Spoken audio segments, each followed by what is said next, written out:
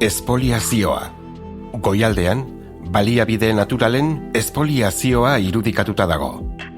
Arrantza sare batek mendebaldeko Saharatik datozen hainbat produktu harrapatzen ditu. Sardinak, olagarroa, tomateak, eta gorantz egiten du mendebaldeko Saharako lurralde okupatuetan ekoitzitako produktuak erostean, iparraldeko herrialdeen inplikazioa sinbolizatuz.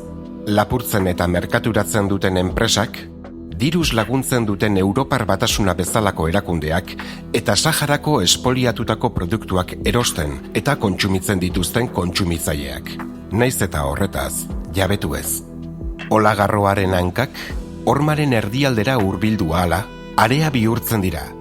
Area horrek emakume baten eskuetatik ihes egiten du. Modu honetan, Saharako herriari lapurtuz, Marokok egiten duen ondar espolioa simbolizatzen da. Goiko eskuinaldean, Marokoko Fosbukra konpainiaren makina bat dago, munduko fosfato meategi handienetako bat. Ezinbestekoa, laborantzarako ongarriak ekoizteko. Marokok etekin handiak lortzen ditu mehatze hori ustiatuz.